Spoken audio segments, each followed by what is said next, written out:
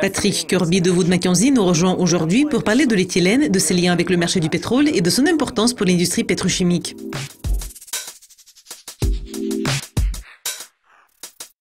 Patrick, pourquoi l'éthylène est-il important et où est-il utilisé? L'éthylène est un produit d'une importance primordiale pour l'industrie pétrochimique. Cependant, vous n'avez probablement pas entendu parler de ce produit. Il existe plusieurs moyens de produire de l'éthylène.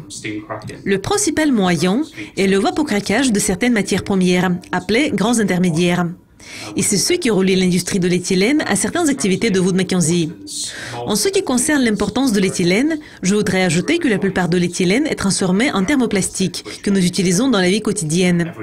Le thermoplastique représente un élément clé de l'industrie pétrochimique et aujourd'hui, en 2017, c'est la matière la plus utilisée dans l'industrie pétrochimique en termes de volume. Quelle est la taille de ce marché? Quel est le taux de croissance de la demande?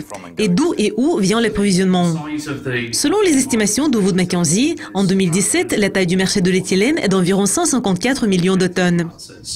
S'il s'agit du taux de croissance, nous prévoyons qu'au cours de ces 4 ou 5 prochaines années, jusqu'en 2022, la croissance devrait dépasser le PIB de près de 3,6% sur la base du taux de croissance annuel moyen.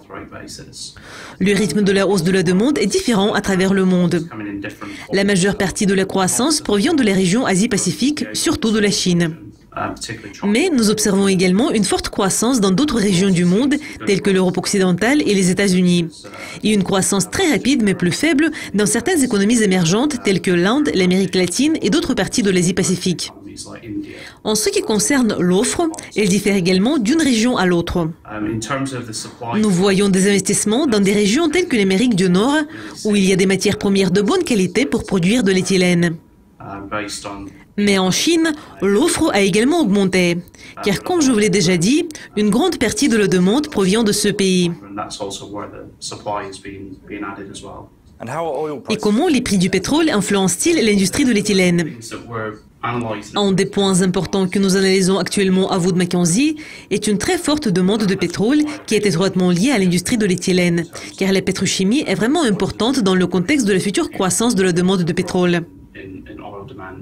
L'éthylène est un des facteurs les plus importants dans cette situation, surtout l'éthylène à base de gaz naturel liquéfié et à base de naphtha.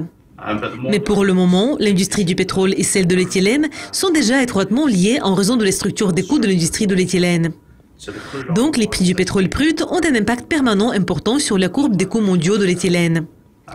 Et la façon dont les différentes matières premières rivalisent entre elles à l'échelle mondiale est directement liée au pétrole brut. La courbe des coûts que nous voyons pour le moment est beaucoup plus plate, ce qui est lié à la hausse des prix du pétrole. Et à plus long terme, cela aura un impact important sur la compétitivité des nouveaux fournisseurs qui vont entrer sur le marché au cours de ces 5 prochaines années, aussi bien que sur les futurs plans d'investissement dans l'industrie de l'éthylène. Et comment la hausse de la demande de pétrole va-t-elle affecter le secteur chimique? D'ici 2035, les produits chimiques devraient représenter près de 20% de la demande de pétrole. Patrick, merci beaucoup et merci d'être avec nous. Si vous avez aimé cette interview et si vous voulez découvrir plus d'interviews intéressantes, restez à l'écoute de Ducoscopy TV.